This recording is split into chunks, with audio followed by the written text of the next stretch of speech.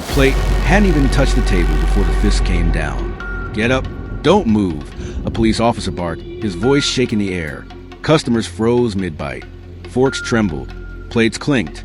At the corner booth of Marina's Grill in Manhattan, a tall black man lifted his hands slowly, palms open. He still had a napkin tucked into his collar. His steak, barely touched, sat steaming in front of him. I said, "Get up." The cop stepped closer, eyes burning, his jaw clenched. The man's voice was steady. "Officer, I'm just eating dinner." That only made the room blaze. The officer grabbed a fistful of the man's shirt, yanked him, and punched him hard across the cheek. Gasps exploded across the restaurant. The man didn't resist. He simply blinked once. Blood slid down his lip. Another punch. The room fell into a suffocating silence. And then, very quietly, the man spoke again. "Before you make another mistake, ask for my ID." The cop laughed. "Why?" "So I know who I'm arresting." The man's eyes didn't move. "So you know who you're assaulting." A hush rippled. Somewhere near the bar, a manager whispered, "Oh my God, he's not even resisting." But the cop wasn't listening. He shoved the man again, one hand already reaching for cuffs. The entire restaurant leaned forward, hearts pounding, because something about this quiet man felt dangerous. A storm was coming. He wiped the blood from his lip and looked up, calm as a statue. And in that moment, the police officer, sweating and shaking, had no idea the man staring back at him was a senior field agent with the FBI, and he was about to learn the truth in front of everyone. Hello, everyone. Before we begin today's video, we want to thank you for your support, love, and kindness. We wouldn't have come this far without you. Subscribing is one of the best ways you can help us. It's quick, free, and allows us to continue to bring you great content. Your support means everything. Let's keep this channel growing collectively. Where are you watching from? Drop your city and country in the comments below. Thank you very much. Now, let's get back to the story. Michael Turner, age 50, wore a simple charcoal suit. He had a quiet energy, the kind people either dismissed or respected immediately. Tonight, he only wanted a meal. Instead, he got violence. His jaw throbbed from the punch. He tasted blood and metal. The cop's name tag read Officer Landon Pierce. Mid-30s, arrogant posture, chest puffed like a rooster in front of the crowd. "Stand up." Pierce yelled again.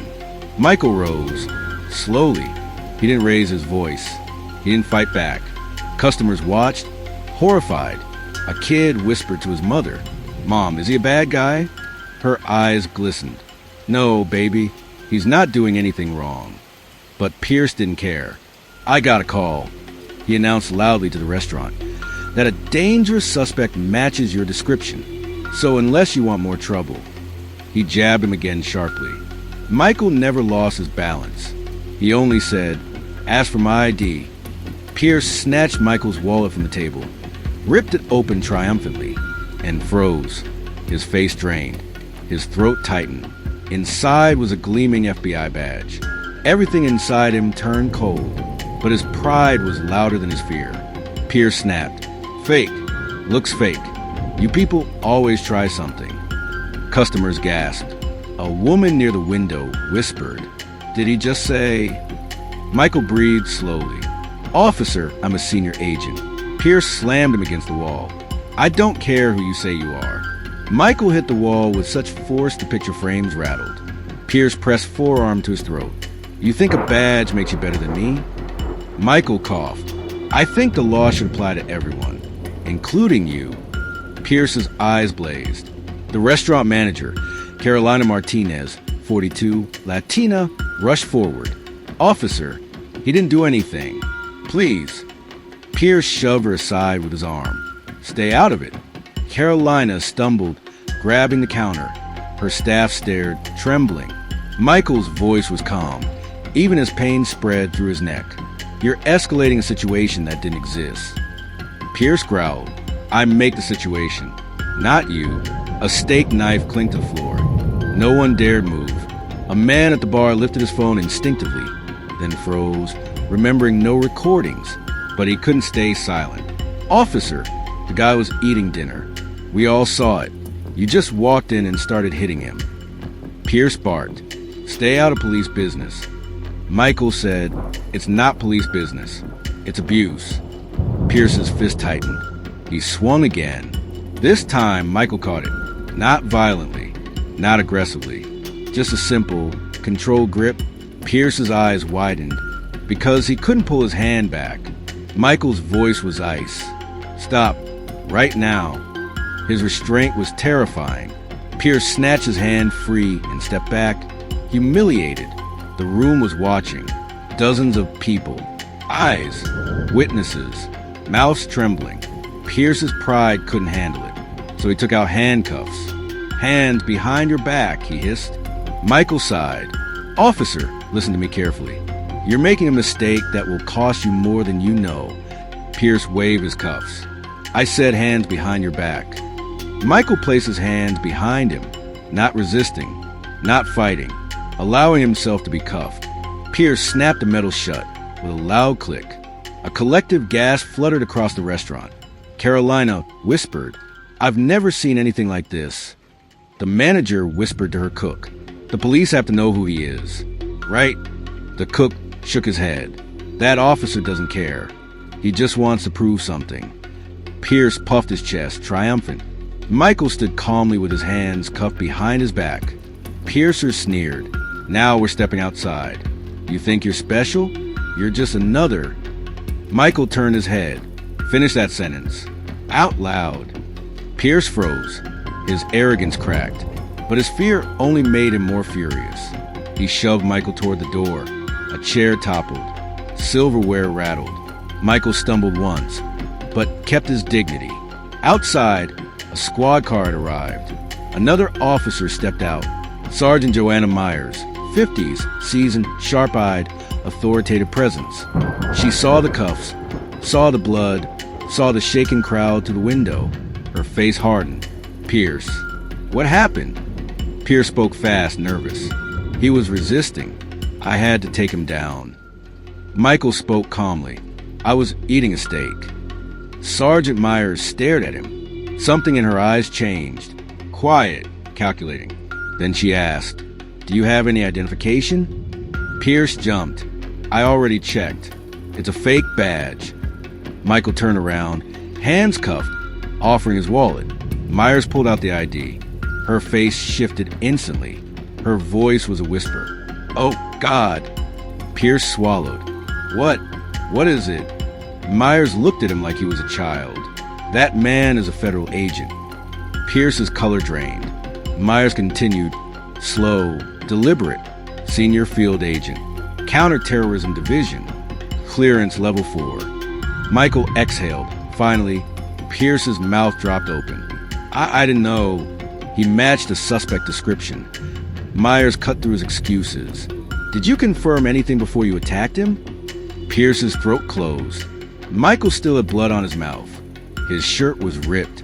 Myers stared at him with something deeper than regret. Not fear. Respect.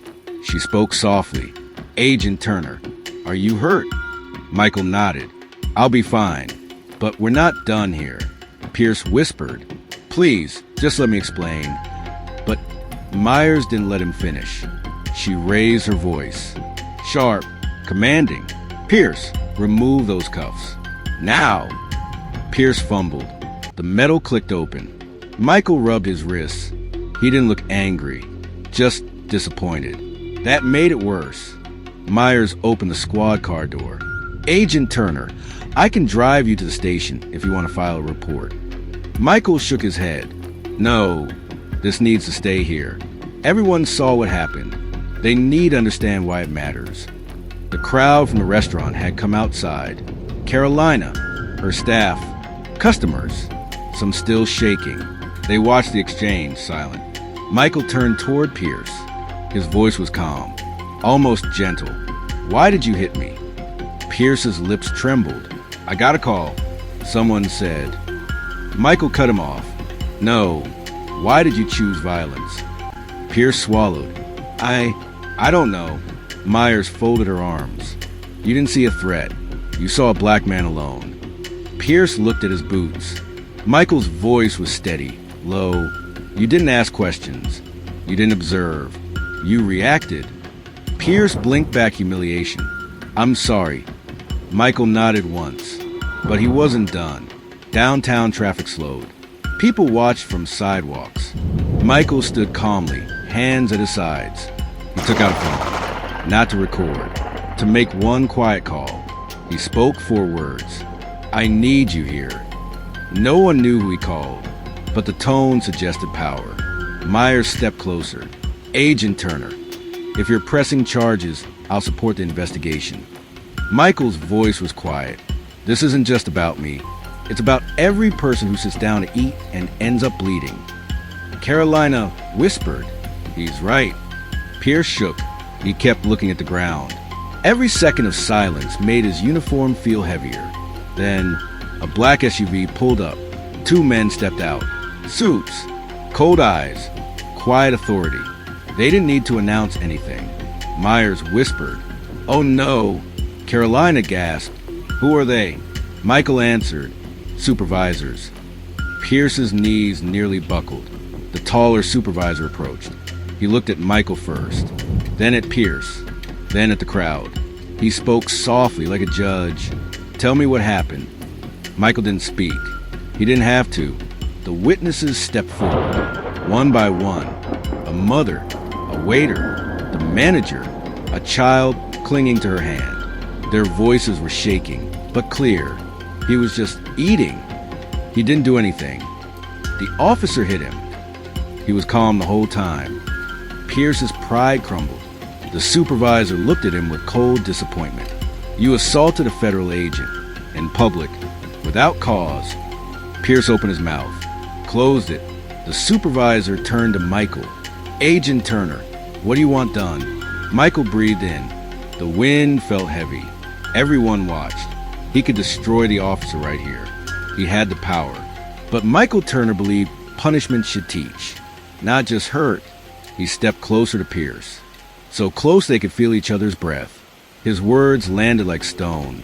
"I want him to stay here and listen to every witness, one by one, until he understands what fear looks like from the other side." Pierce trembled. "Please don't." Michael whispered, "This isn't punishment. This is truth." The crowd gathered. Tears, shame, humanity. Someone in the back whispered, "This will change him." Another said, "It should." The SUV doors closed. The supervisor stayed. Myers stayed. The diner stayed. Pierce stayed. Michael stood tall, silent, dignified. And he wasn't done yet, because this wasn't the end of the story. This was only the beginning of the lesson. Pierce's hands hung uselessly at his sides. He didn't know where to look. Not at Michael, not at the crowd, not at his own boots. Sergeant Myers stood a few feet away, watching him with a tight jaw, the kind of expression that meant she had seen too many moments like this in her career, and they never got easier.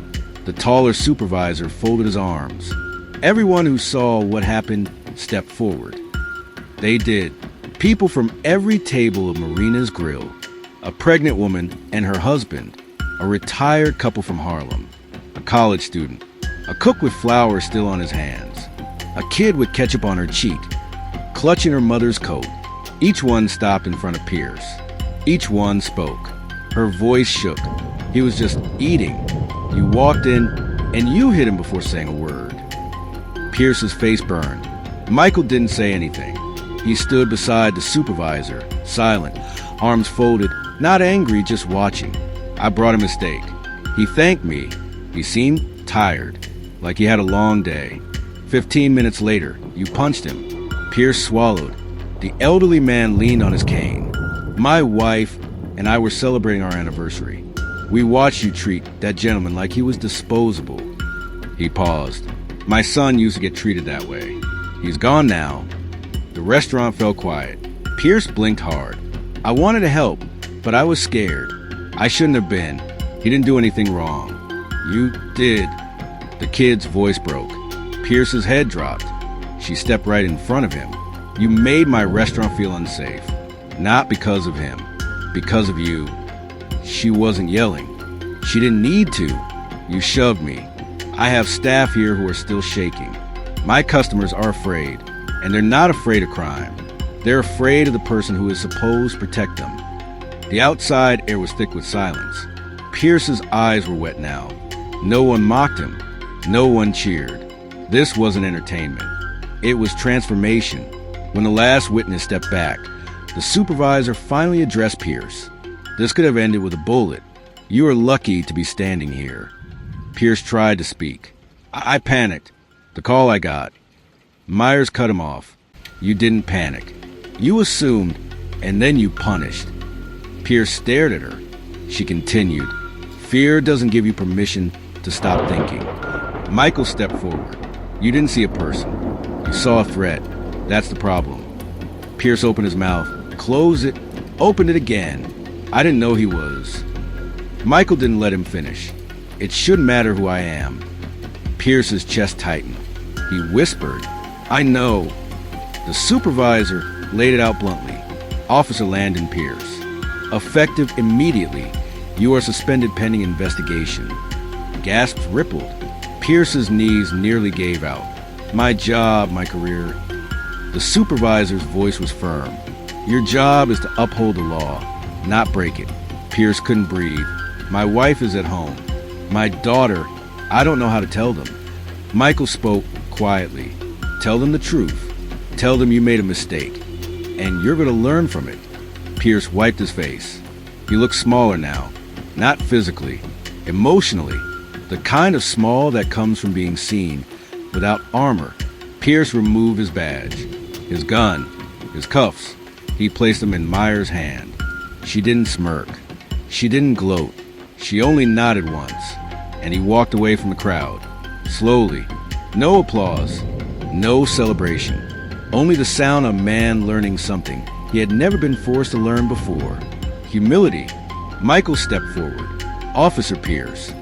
Pierce stopped, shoulders trembling. Michael continued. I'm not pressing criminal charges. A wave of shock passed through the bystanders. Pierce's head shot up. Why? Michael's voice was steady. Because I want you back on the job. Better, wiser, dangerous to no one. Pierce's voice cracked. I don't deserve that. Michael nodded. Maybe not, but someone has to break this cycle. It might as well start with us. Pierce covered his face with his hands. Tears. Not dramatic, not theatrical, just a man cracking open. Michael placed a hand gently on his shoulder. Not forgiveness, not comfort, just connection. You will spend the next 6 months on community duty. No badge, no gun. You will sit in rooms with people who have been harmed, and you will listen. That's the punishment. And the lesson? Pierce nodded slowly. I will. Myers approached Michael. You didn't have to do that. Michael stared toward the restaurant. I know. Myers took a deep breath. Most people in your position would want revenge. Michael shook his head. I don't want revenge. I want change. Myers' voice softened. You're a good man. Michael smiled faintly. I try. She nodded. You succeeded tonight. Michael stepped back into Marina's grill. The air was still warm with the smell of garlic and grilled steak. People stood up. Carolina approached him. Agent Turner, your food is cold. Can I make you another meal?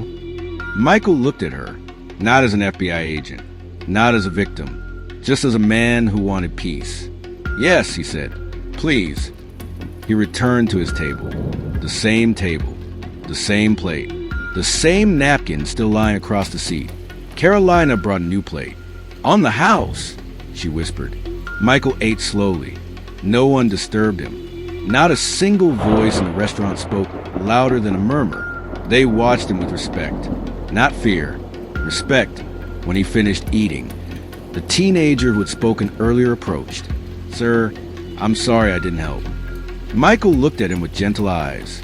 You did. You spoke. That matters. The boy nodded. But I was scared. Michael smiled. Courage doesn't mean you're not scared. It means you do what's right even when you are. The kid swallowed. I want to be like you. Michael shook his head. Be better than me. Learn from today. If you ever see someone being mistreated, ask yourself one question. What would I want someone to do if that was me? The boy nodded slowly. I won't forget that. Weeks later, the regular staff at Marina's Grill noticed something different. There were new faces among the lunchtime crowd. Uniforms, blue shirts, names stitched on badges, police officers. They came quietly. They ate in silence. They listened to customers. Some of them stayed after closing, talking with staff, asking about fear, about trust, about humanity. One of them was Pierce. He looked thinner, older, softer. He never spoke about that night. He didn't need to, but he always looked toward the corner booth before leaving. And sometimes, if you watched closely, you could see him pause, hand on the back of that chair, as though remembering a lesson that had carved something new inside him. A lesson everyone in that restaurant remembered too. Not all battles are won with fists. Some are won with dignity. And sometimes, the quietest man in the room is the one who changes everything. Power is never a license for cruelty. A uniform, a title, a badge, none of these make anyone superior. The measure of a person is how they treat those who cannot fight back. Strength isn't proven by throwing punches. Strength is shown when you hold restraint in your fists and compassion in your voice. We rise as a society not by punishing the weak, but by correcting the ones who have lost their way and giving them a chance to return better. Every human deserves dignity, justice, and respect. Because the world does not need more people who react with fear. The world needs more people who stand with courage. Even when the room goes silent, even when it's uncomfortable, even when the only thing at stake is someone else's humanity,